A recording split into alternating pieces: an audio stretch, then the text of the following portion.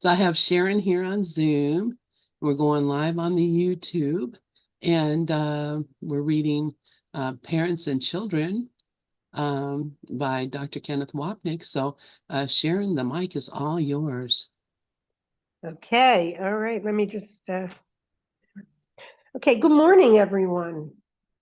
So I'm going to just get prompted by Spirit on where to read because, I always lose my spot. But this is a program to teach me what I need to teach myself, right?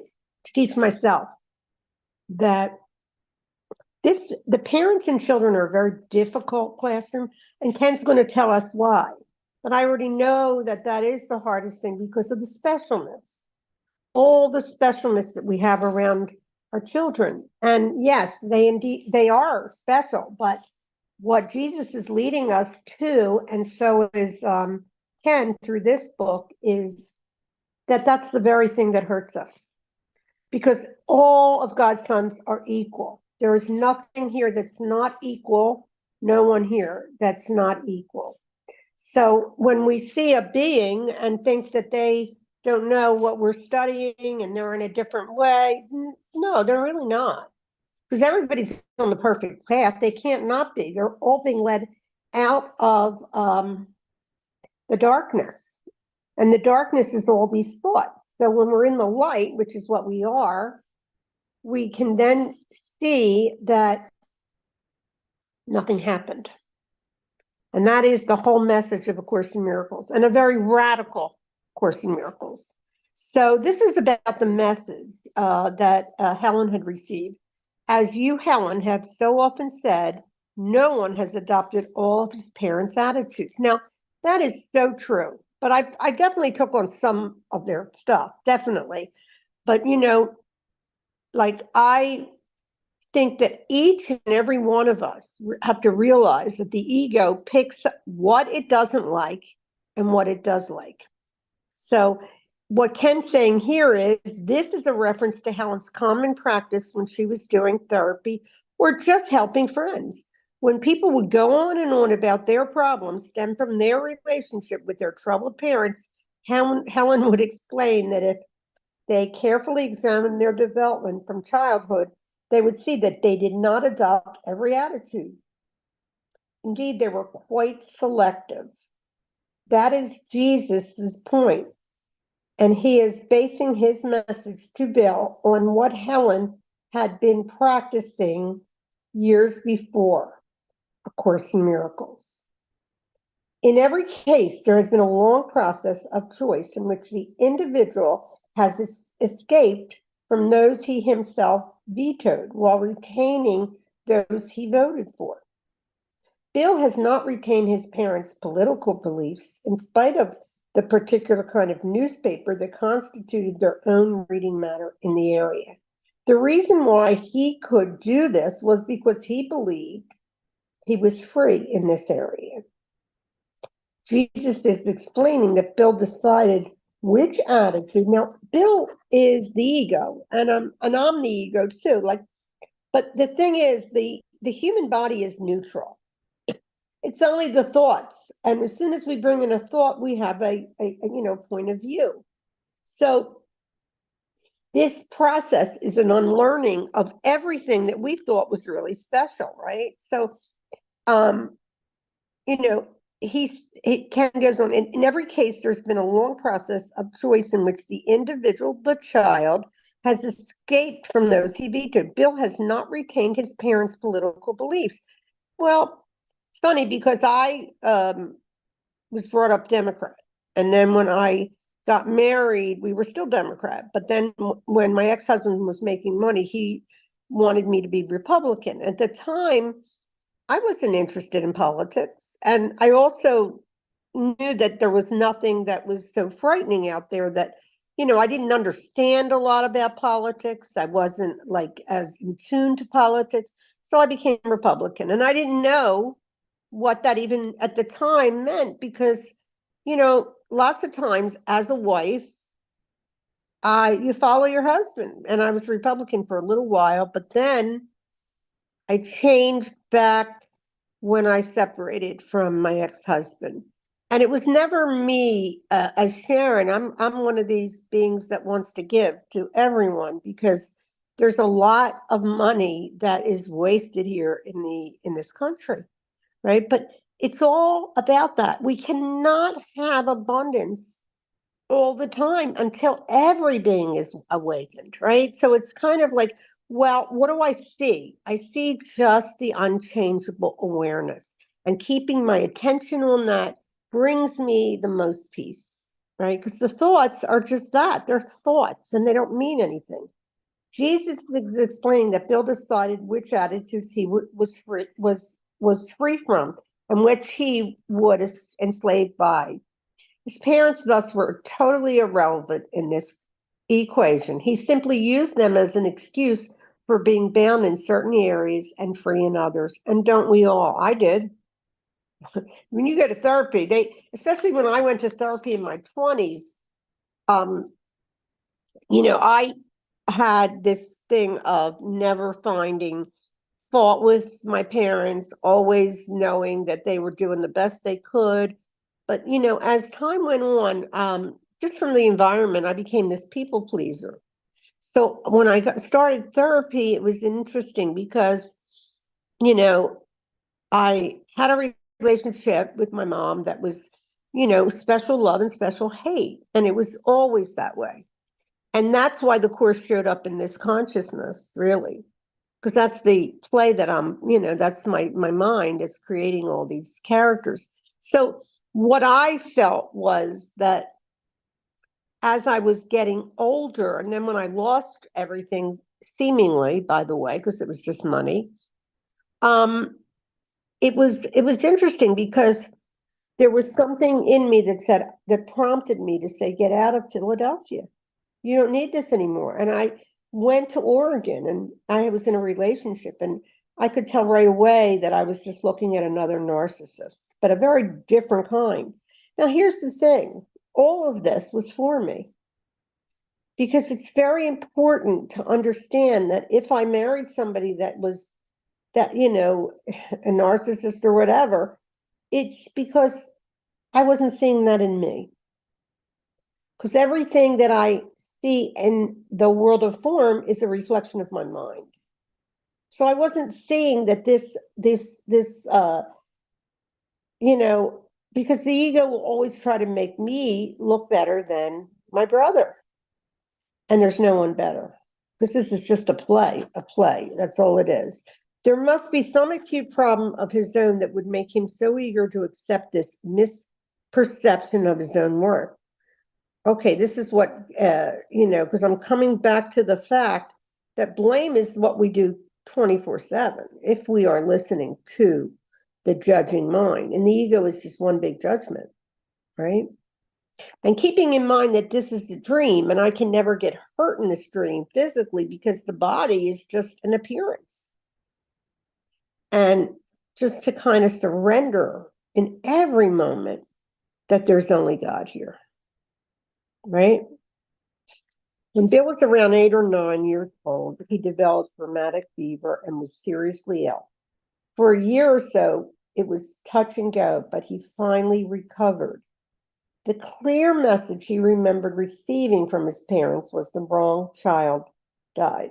Now, I'm quite aware that when Bill had this happen, the ego took on another story, right?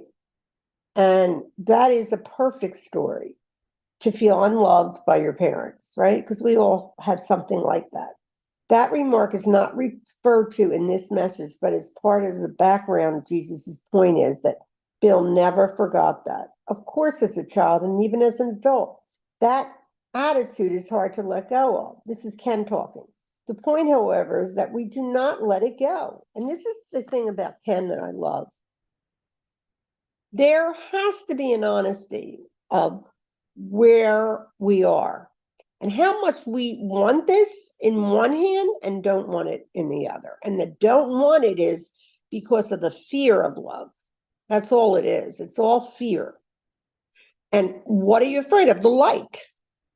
Because then what happens to our separateness? We're gone. But the thing is, when we join together, we realize that we're all in this together, right? So no one is alone ever, really. You're always in that one mind. One cannot be a loving, healthy parent if one still retains issues like these from childhood. The key to be a loving parent or loving authority on any level, being a teacher, for example, is first to have outgrown all childhood misperceptions, such as that your parents' misperceptions of you are responsible for your misperceptions. And, an ego cannot not blame. It has to blame. Its only function is to judge, right? There must be, so anyway, the tendency can always be regarded as punitive. It cannot be justified by inequality of the strengths of parents and children. Parents are the authority and have the power, and children are regarded as innocent, helpless victims. Yet Jesus is saying that we cannot justify the belief that our parents made us this way by claiming to be helpless. The clear implication is that children are not helpless nor innocent, because we come into a world that we are running away from our Creator, believing that He's not here, when, this is a reflection of heaven, but we haven't left heaven. So the character that's speaking right now is just that, a character that I have played as the Son of God. I played Sharon this lifetime. And I really think that, at this point, I can't talk about another lifetime because I don't have a memory of that. What I do have is an idea that there's only light here. Not an idea, it's my experience when I just sit in it. This awareness is so magnificent, and it touches every part of our being. And that's the unity of consciousness, anyway. What the Course goes all over is this cannot be understood on the level of the body. Where we are helpless, but only on the level of mind. And that's the whole secret of A Course in Miracles. It never tells us we're the body. The body is just a projection coming from the mind. Our guilt demands we be punished, which the ego welcomes, for it proves that its separation is reality, a sin that deserves a punitive response. This inequality is never more than temporary and is largely a matter of maturational and thus physical difference. It does not last unless it is held on to.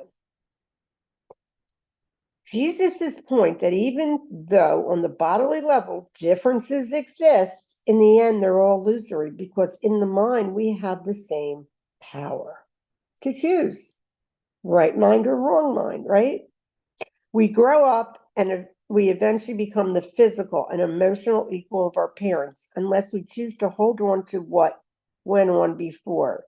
Therefore, the problem is never what was done to us in the past, but the mind's decision in the present to hold on to the past as an excuse for being innocent victims of forces and powers beyond our control. And what's one of my very favorite lessons? I only see the past. When we meet someone, we're only seeing these images in our mind. When I went up to the park this morning to take my dog for a walk, and immediately when people were coming, the mind of the ego would say, well, I know her. I know Claudia because yada, yada, yada. Well, that's all what's going on all day long. We are looking at memories, and this is an appearance of consciousness, and it's already over. So what are we doing now? We just are told to review. Now, if we sign on with the ego, we will be nuts, because the ego is crazy. There's nothing about the ego that is not crazy. It's insane, right? Jesus turns to the next incident that Bill always remembered. When he was grown, his father came into his office and was furious. Now, this is something Bill couldn't let go of, right? But he understood, and obviously he let go of it, because on July 4th, and I don't know the year he passed, but it was a magnificent passing. All he said to Carol Howe was something like, this is my Independence Day. So, Jesus turns next to okay. when he was grown, his father came into his office and was furious. In Bill's language, he had a real fit and acted out against him, destroying his office in the process.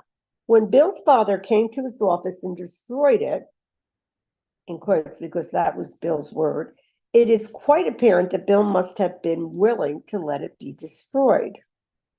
This is interesting. This does not mean that Bill was responsible for his father's acts, but that unconsciously he wanted his father to destroy his office. So we could blame him, because the guilt is so heavy in us from the separation that it's so much better to have another character to blame than to take responsibility. But then we find out that responsibility is what we want. Who's responsible for sight? We are. What are we seeing? Right? So anyway, the many times that he has commented on this event alone would suggest that the extreme importance of this misperception in his own distorted thinking. Consider how many times we have told and retold incidents from the past. That's what we do. I mean, if I were going to talk about the election, the only information I have was from the past. There's nothing here. There's no Kamala Harris or Trump. They're not physically here. So all we're doing all day long, or I'm doing, is sorting out what is truth and what isn't. And really, the only thing that's truth is silence. Of course, we have higher thoughts for higher vibrations, but in the end, it's to take us to the silence that we really are. So how often do we replay our abuse stories? Boy, I did. I did it, and I loved every minute of it, because it's a way to mitigate our guilt. Because the guilt itself is the reason that we're here. We are not even here, but we're projecting these characters and the movie simply because we're so guilty. And we're guilty about nothing. It does not have to be a distant future, but something that was done to us yesterday or even this morning. How often do we replay our abuse stories, whether overt, sexual, physical, or emotional abuse, or more subtle ones? How much a part of our memories they are. How gladly we pay a therapist good money week in and week out to retell our story over and over again. It's interesting, because I really feel that therapy is a positive. Lots of times, court students will go to therapy when they have a tremendous loss, because we're dealing with the loss of the seeming figures in the mind. And therapy is a way to grow. But when it keeps thinking that it's not you and it's someone else, that's when we have to really just pull back, because taking responsibility is becoming free. It's freedom at its best, right? How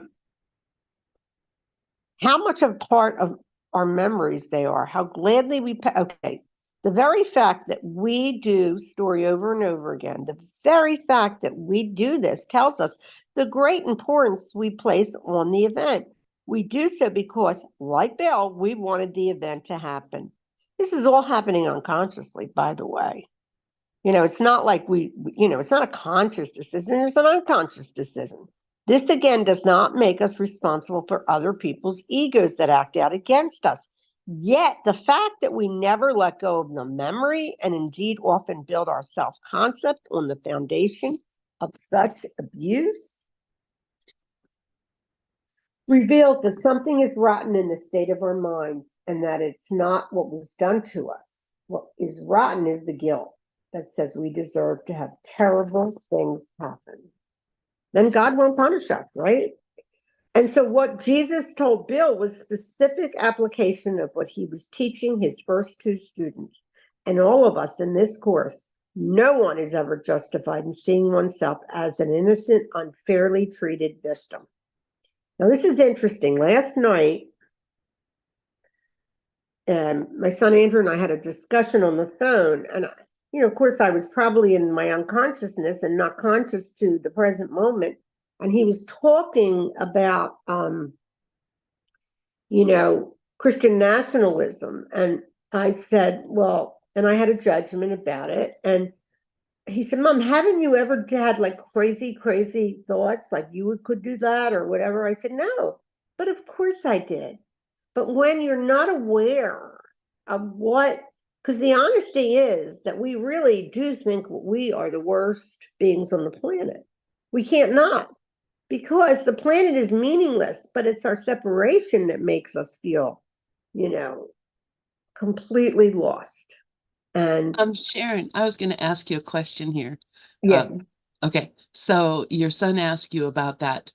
Could you have those crazy thoughts? I'm not going to about tell you Christian something. nationalism, but any crazy. He was just Okay, saying that, no, yeah, okay, no, just let me ask you, let me just say what I'm going to okay, say. Don't interrupt me, please. okay. Yes, you do have those thoughts. I have those thoughts. Yes. Only people would just think the way I do and see things the way I do and think that, kindness is, and if they're not being kind, something has gone wrong. I have those thoughts. I want everybody to think what I think too. So it's not crazy. It's it is how the ego works. Anyway, I just wanted to butt that in there. Yeah, these thoughts we're not even in control of. They're just coming in from the field. Yeah. And we have these beliefs. But what Andrew was trying to tell me is that, because I think that the Christian nationalists are, this is my ego talking, are crazy that they want to turn this whole world to this whole ridiculous Christian nationalism where we have to have a hierarchy of who's in charge. And I never had that, but I'm sure I did, because if I'm in the one mind, I'm going to have every thought that every being has, right? Even Donald Trump, I'm sure. So, um, at this point, we can't even look at ourselves in the mirror if we keep blaming what's out there, you know.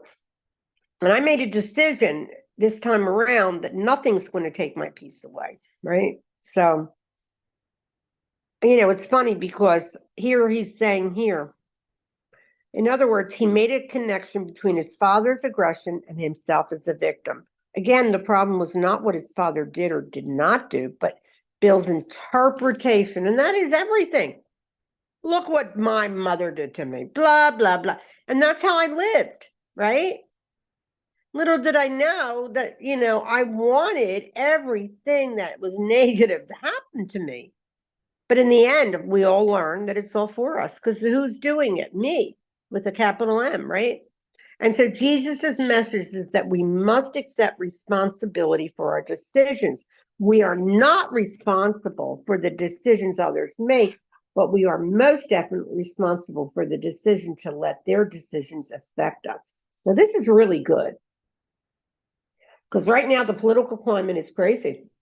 There's like 1 week, and it's good because we see how the decision to join with other people who are voting on my side is going to affect me and separate me from the homeless. Us against them, right? The law of opposites. So our bodies or offices can indeed be affected, but never our minds. Bill's lament, how could he do this to me, was not a genuine question. Rather, it was a statement of victimization. How could you do this to me? And Jesus' answer to us all, sharing the same lament, is unequivocal. He didn't. And that just goes to say that when we are dreaming, this is our dream. I was looking, I was on Facebook this morning, and, Pam, she's a course student, was writing to Keith about how the people doing with the politics. And Keith just basically said his group's fine. And I'll tell you why. What I noticed in Keith, because I do go to his stuff if I can every week, because I love his teaching. He doesn't allow it, because this is a dream, and taking this seriously is another story. I could be this really kind person and say, I don't like when other people get hurt. But at the same time, I'm not in control of that. If I'm being perfectly guided, always, so are they. So this is the thing. I need these teachings right now to teach this mind to simmer down. What I'm looking at are my own thoughts, right? This is a key theme in A Course in Miracles, where it goes to the heart of forgiveness. We forgive others by demonstrating our invulnerability, right? Because the insane voice talking to itself is not us. We are watching it. We are watching the movie. And to let our character go is a gradual process. And what happens when we don't let it go? We can only laugh, right? Because we don't want to double dip on the ego. The ego is nothing but an insane mind that only wants to keep us in it. So when the saying in the Course says, what is it for? You have to realize, or I do, is this for my awakening, or is this for me to stay in hell? And that is the truth. So anyway, he's saying what is required for this work is to shift identification from the body to the mind, from mindlessness to mindfulness. Indeed, people might have hurt our bodies or the bodies of loved ones. They might have hurt our bank accounts, houses, or cars, but they did not do this to us. Needless to say, this is the most difficult lesson for a child to learn. But A Course in Miracles is not written for children. Now, here he says this, and we've all heard this. However, it is written for spiritual children, because that's what, at least for me, that's what I am, right? Because I'm growing my awareness of truth. So, that's just the way it is. It is only when we get older that we are able to say, finally, that carrying around the burden of victimization and abuse is no longer worth it. That is when we are able to lay it down. And that's the whole point, right? To lay it down. Give it to God. Because if it's not love, or it doesn't feel like love, give it to God. Going back to the context of this message, Jesus is telling Bill that the problem with teaching his class goes back to the unforgiveness of his father and mother. In saying he is damaged and therefore cannot teach this class, Bill is really making an accusation. You did this to me because you preferred my sister to me. You destroyed my manhood by destroying my office. I cannot teach, and my vulnerability to your attacks is damning indictment of you.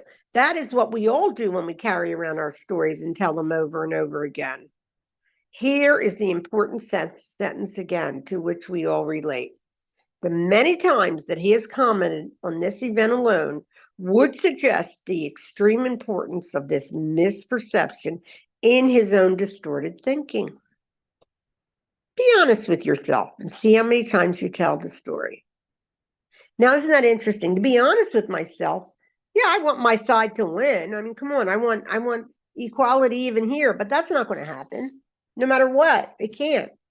Because that's just like playing with thought. And, how do I know what's going to happen next week? And am I going to make it about me, the single person, or am I going to make it about the truth? Because the way that we save ourselves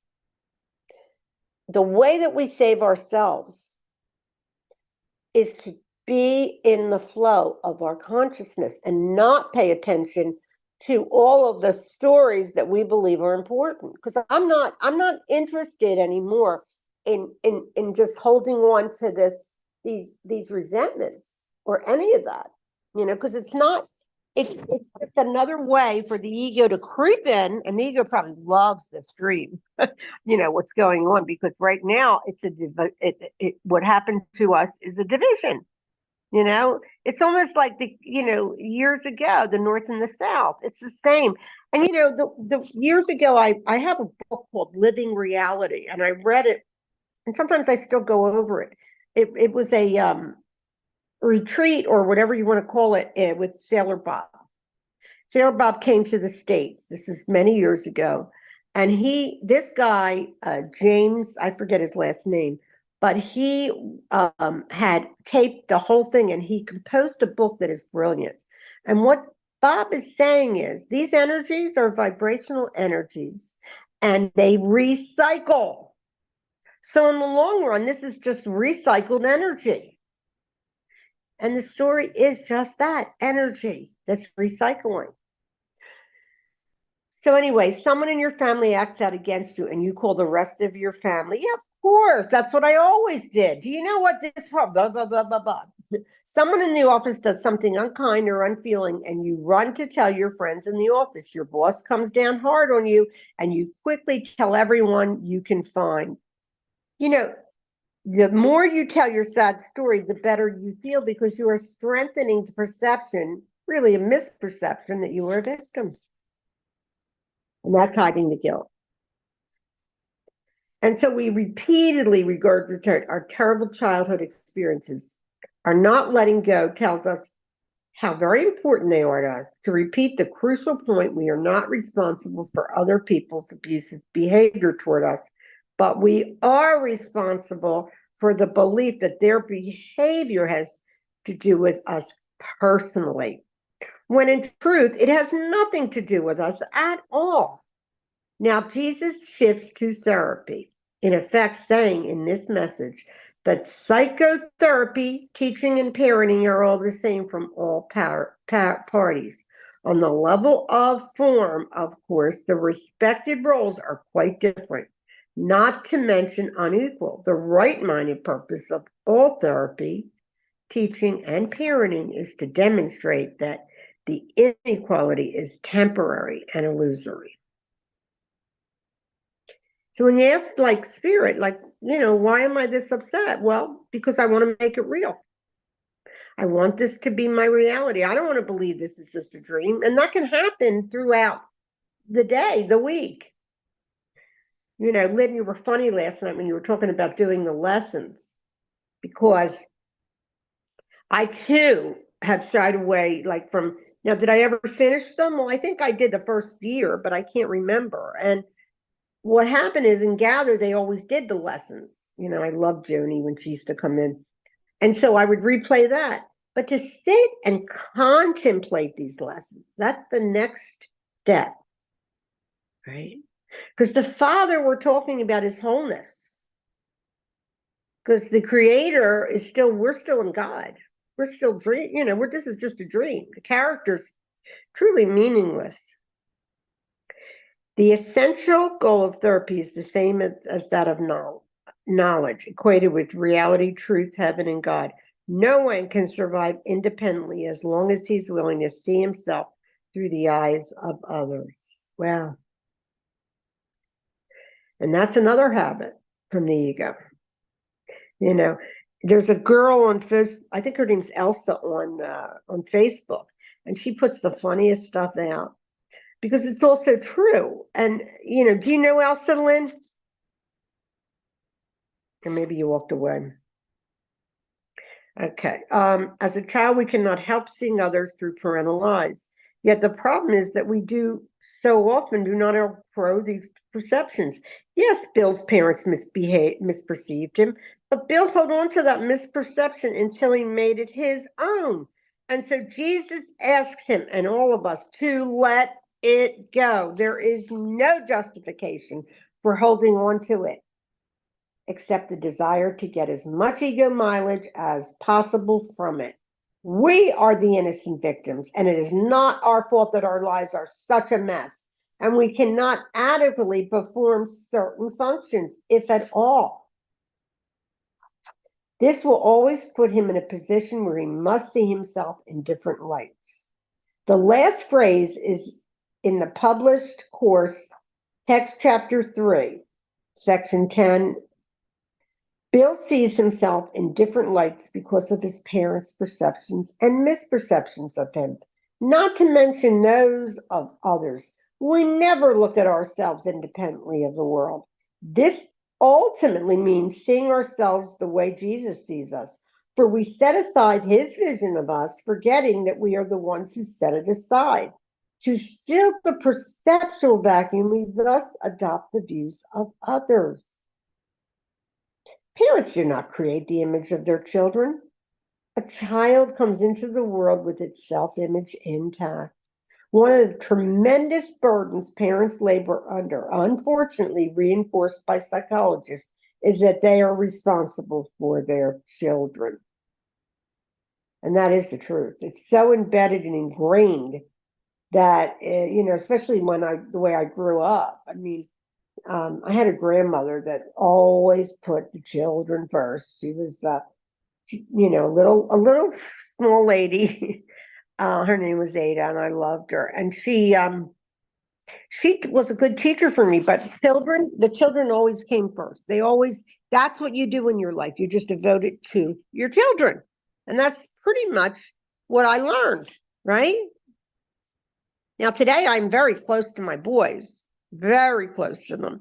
But at the same time, they are adults now. One is 45, the other one in January will be 41. And I'll be 70. There you go. So anyway, he's saying this is the illusion children love to perpetuate, which is why when they grow up, they write learned tombs about it. However, the very fact of the matter is that children are born with fully developed ego. Now, we've all heard Ken say this: I exist and it is your fault.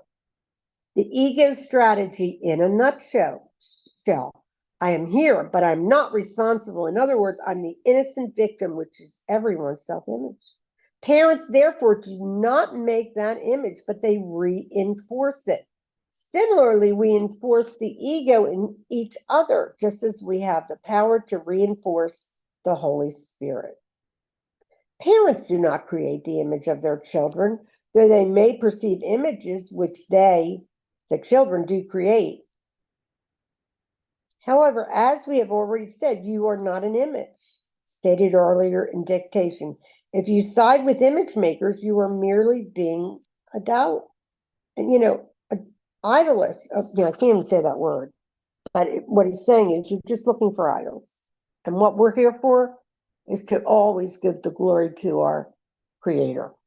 In other words, our images of ourselves are idols, substitutes for God. We substitute our guilt-ridden messages for the one God has of us, pure spirit and perfect love, at one with Him and His Son. When then invite everyone in our lives to join us in reinforcing the ego's image. At the end of the text, we read that the self has no concept or image of itself. And so we substitute the ego's idolatrous self of individuality for the pure self of Christ. It's funny. Christ, I always thought Jesus, that was his last name because I'm Jewish. So when I moved to Altoona, I didn't even understand everything, right? And I was so honest. I said, look, I don't have a relationship with my higher power because everybody believes something different, blah, blah, blah, blah, blah. But sure enough, Spirit was bringing me to this home in Altoona.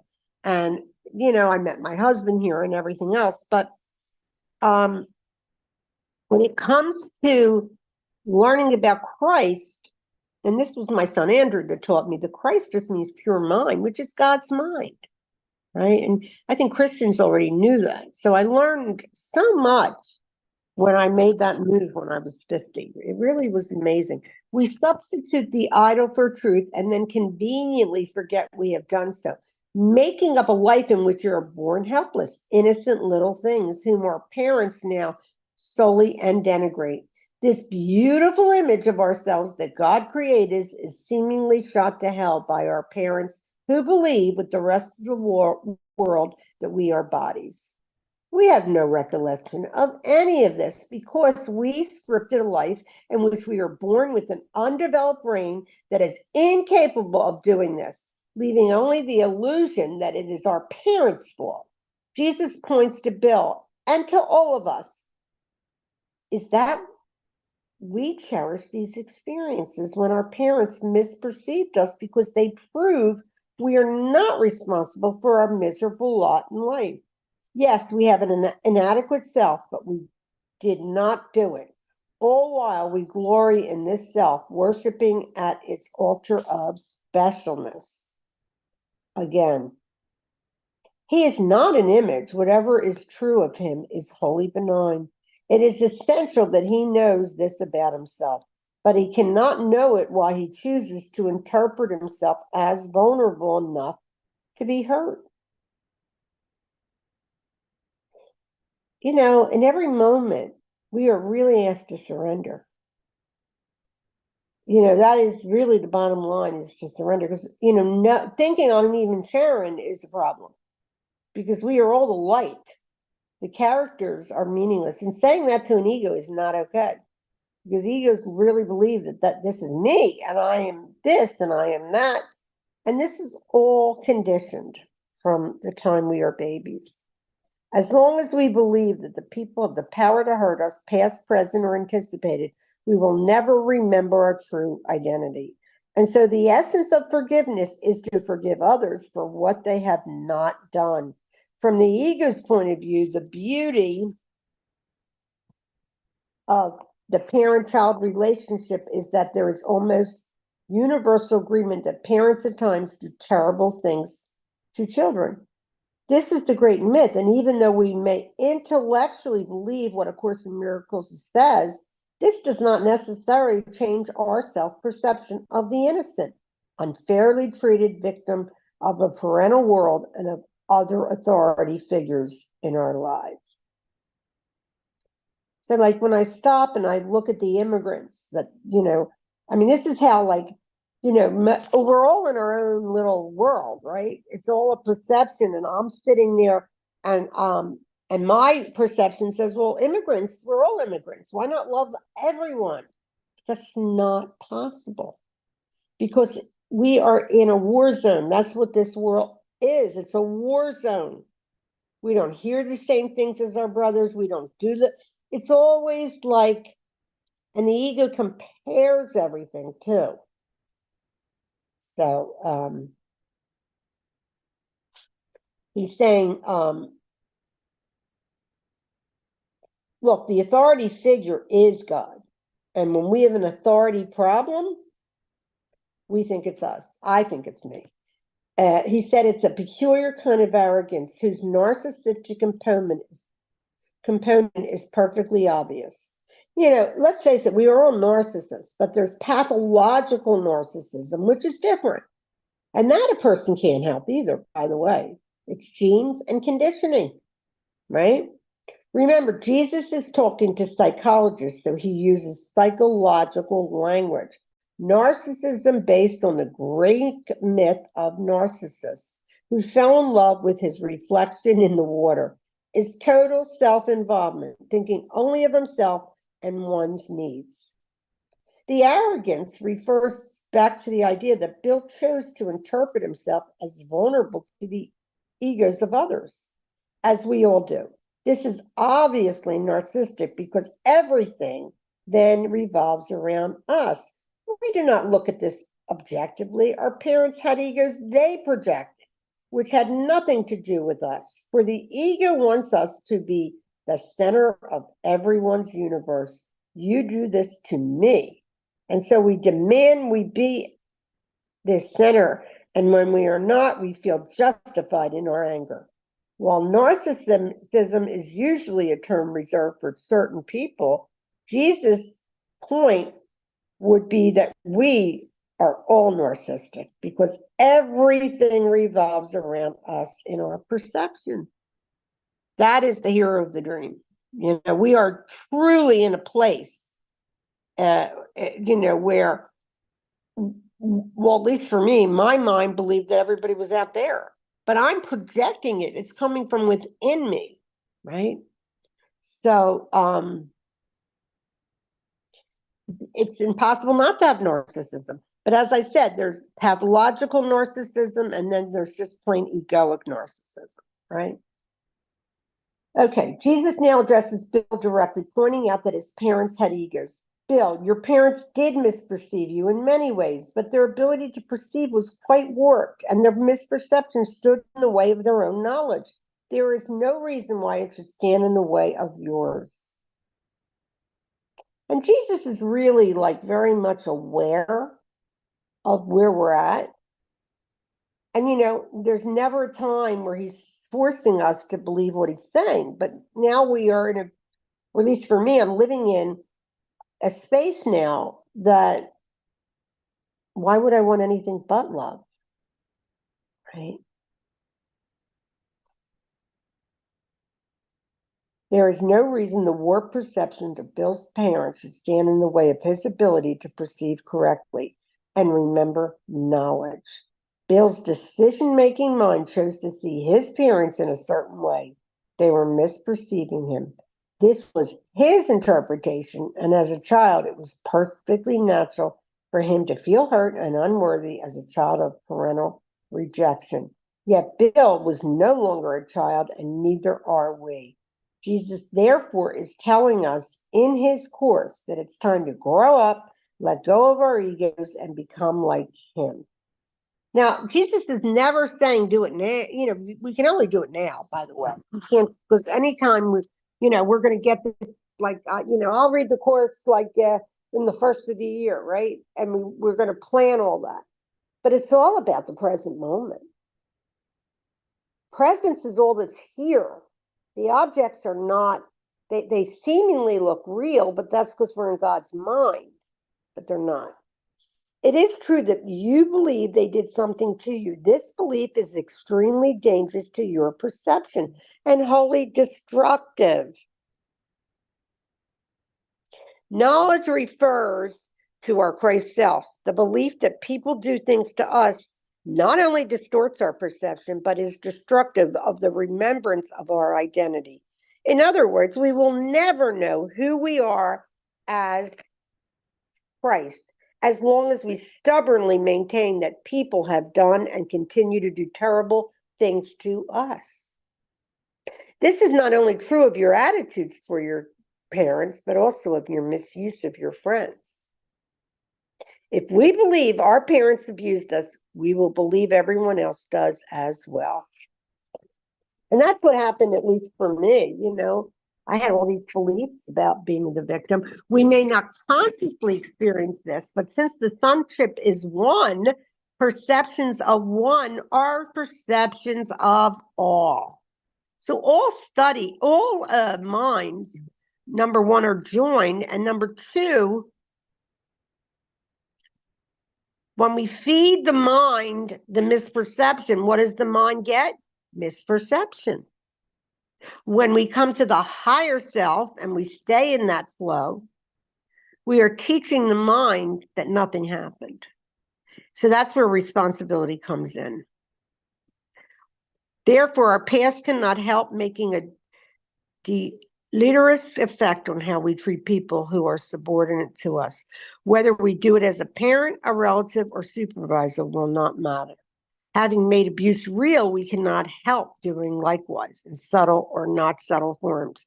We will abuse just as we believe we were abused. And we do it all day long. Just to say, because everybody's the Christ, everybody's God. So putting our eyes on truth is the only thing we can do. You still think that you must respond to their errors as if they were true. In other words, if I believe people are attacking me, I will believe I have to respond to their attacks. The attacked events cycle. If I feel guilty, I will attack you and inevitably believe you are going to attack me in return. I forget my first attack and perceive only yours, which justifies my need for a defense. Lesson 153. In my defenselessness, my safety lies. Describes this cycle, explaining that we forget our attack on ourselves, which we project, therefore attacking everyone and feeling justified because all we see are the attacks of others. Bill did not see that he wanted his parents to prefer his sister to him and his father to destroy his office because he was unaware of those feelings. We know that, and we always call, like for me, I would always call one of my sisters. You know what so-and-so did? Blah, blah, blah, blah. But what are you left with? You're left with a conceptual universe. You're not left with just this ease of truth. The truth is quite simple. The thinking mind is just not aware of all of it. By reacting self-destructively, you are giving them approval for their misperceptions. We, in fact, actually approve of their misperceptions because we believe we are terrible people. And that is the truth. Like one of the things that's interesting, like when you're driving and a cop stops you right away. What did I do? What did I do? Sometimes the cop doesn't want to do anything but just, check on whatever he's thinking. But you didn't do anything. So we're just waiting for the world to find out how crazy we are and how we shouldn't even be a part of this humanity, that kind of thing. That's what's going on in our consciousness very deeply. In my defenselessness, my safety lies, describes this cycle, explaining that we forget our attack on ourselves, which we project, therefore, by attacking everyone and feeling justified because all we see are attacks of others. So, when I think I'm justified, I don't really believe that. If I have to tell another person that I was just hurt, no, that's just living in a very low energy or low vibration. Bill did not see that he wanted his parents to prefer a sister to him and his father to destroy his office because he was unaware of those feelings. We know that is the case because, as was already pointed out, he held to the story by retelling it, as we all do. See, Ken Wapnick was brilliant. Just brilliant, justifying his reactions to what he perceived as his parents' rejection of him. By reacting self-destructively, you are giving them approval for their misperceptions. And why does Jesus ask us not to react? Because we're teaching the one mind that nothing happened. Glorian's in here. I didn't know that. Okay, hi, Glorian. Oh, and Regis, I see, guy. Oh, okay, no level of. Thanks for sharing. Awesome. Oh, thank you. Anyway, as children of God, there isn't anything that I can do if I'm already caught in my story, and I believe this is happening to me, and that's how this oneness shows up. Did you have that happen to you? Well, I had it happen to me. Glorian and I had a similar kinds of things, gaslighting when in our marriages, our first marriages. Although, we're all married to God, right? But I'm just saying that these stories that are shared, that's how we connect. And that's where oneness seems to be. But it's not a place of oneness. It's a place of mass confusion, right? By reacting self-destructively, you are giving them approval for their misperceptions. We, in fact, actually approve their misperceptions because we believe we are terrible people. We first judge ourselves to be weak, vulnerable, and sinful, which means others will treat us this way. We never see our part in the attack. How could we? We believe this is real, but only in others. No one has the right to change himself according to different circumstances. The use of the word right is confusing here. In one sense, we all have the right to whatever we choose, but Jesus means here that changing our self-image can be justified simply because of what others do. The fact that they treat us one way today and another tomorrow has no bearing on our self-image, which does not come from the outside. Our self-image is not dependent on others, love or hate for us. How we feel about ourselves can come only from a decision we make. And that decision is when we are so aware, when I'm aware that I'm in charge of my dream. If I rule my mind, then I've got to clean it up. And when I get triggered, I get triggered. The only thing I do now, which is so much different than what I did in the past, was I just laugh. I don't beat myself up anymore. Because it's only me. Right here, right now is Lynn, Curry, Regis, Florian, and all of them are projections coming from within me, right? So The whole point in the ego thought system is to confuse the Son of God. It's just complete confusion, right? I like her, but I don't like her. And as I said, like when I had a baby, my first, I remember I was the last one in my group. I went to a birthing group, with other mothers that were pregnant, and we got pretty close because we were learning how to breathe and all of that stuff. And they all went before me. And what do you think happened to me? Poor Sharon. I was the last to go. Do you know I was crying? And when I was crying, my water broke. You see how funny these concepts are? The absolutely relating to each other is always through drama. But if we relate through oneness and love and acceptance, then we're home. Then we've never left. So it's your duty to establish beyond doubt that you are totally unwilling to side with, identify with anyone's perceptions of you, including your own. And that's what has to be given up. I mean, really, why do I have to think I'm important or special? There's oneness here, right? This is our function, and duty refers to establishing beyond any doubt that we are unwilling to side with anyone's misperceptions of us. Others are free to think whatever they wish about us, but that has nothing to do with us unless we choose to agree with them. This means that the problem is not what they say or do, but what we say. Seeming attacks have no effect on us until we believe on some level they are justified. When my child fell into drug addiction, the way I grew was joining a group. And this is the way the ego does. I mean, healthier egos, I guess, because there's probably it's all the same because we're all nuts. We're listening to a mind that's insane. But when I feel like we're joining, because we crave oneness, at least I do. I've always wanted to connect. We're wired for it. And connection can be done in the egoic thing only if you have a similar story. If you have a different kind of story and that didn't happen, for the most part, you can't relate. And that's the ego thought system. It's trying to give us like I always say, the Snow White and the Seven Dwarfs, take this apple and eat it because it's going to help you. No, it's poison. It's going to cloud your vision, right?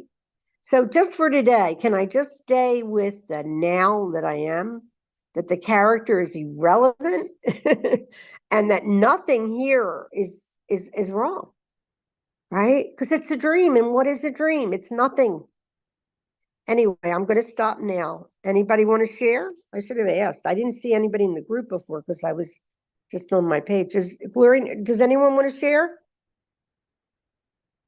No, just thank you, Sharon. That's perfect. And it's really beautiful reading, beautiful sharing. And we're all responsible for what we see. So once we take that responsibility, it's just so liberating. Thanks, honey. Oh, thank you. All right, Lynn, we can start our next teaching, which I'm going to take a couple minute break. Lynn, are you there? Okay. I'm Okay. right here. So, yep, go ahead, take a couple minute break. And Okay. what I'll